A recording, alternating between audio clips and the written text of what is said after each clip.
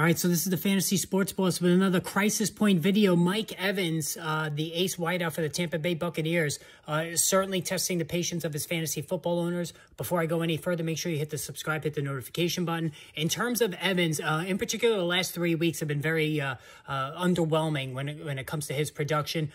In Week 9 against the Los Angeles Rams, just 5 catches for 40 yards, good for 9 fantasy points. The following week against the Seattle Seahawks, 5 catches for 54 yards.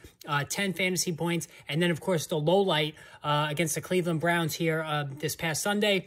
2 catches for 31 yards. Again, no touchdowns. And for the season, only 3 receiving touchdowns for Mike Evans. This is a guy who historically is a double-digit touchdown producer every year of his career. But certainly there are some things that are really concerning right now with Mike Evans. So, you know, what was interesting, too, about Evans of late is that, you know, in the middle of the season, he was fairly excellent. You know, starting in Week 4 when he put up 30 fantasy points, 103 yards on 8 catches, all the way through Week 7 when he put up another 9 catches for 96 yards and then added 6 more for 123 in Week 8. It looked like Evans was going to once again put up another 1,000-yard season like he's done every year of his career. But then some, you know, nicks and injuries and some bruises and whatnot began to pile up for Evans. And I think that's what we're starting to see now. So Evans is not young.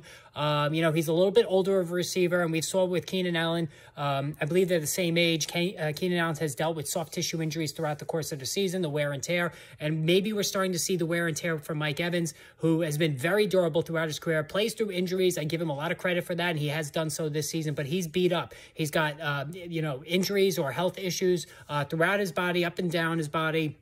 Shoulder, knee, you name it, he's probably feeling it right now. And so it's not just a total coincidence that his numbers have sank the last couple of weeks. In addition to that, Chris Godwin has knocked off the rust fully. He admittedly earlier this season was not 100% back from the torn ACL last season and the early hamstring injury he suffered this season.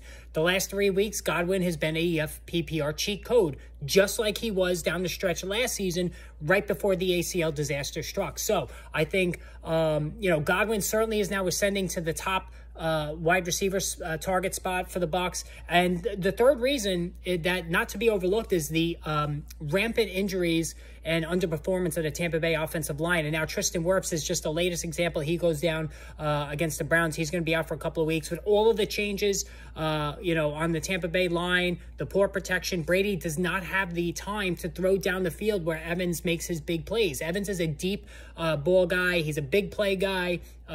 You know, historically throughout his career, that's where he's made his mark in terms of fantasy, whereas Chris Godwin is a short to intermediate range guy. And so with Brady not having the time to throw down the field, it stands to reason that he's not going to connect with Mike Evans. He's going to have to turn more toward Chris Godwin and underneath to Rachaad White for 9 catches in the Brown game. So, you know, with Wirfs exacerbating an even bad situation, his absence exacerbating an even bad situation on the Tampa offensive line, I don't have really good feeling about Evans going forward. Like I said, he's nicked up. He probably could use some more rest.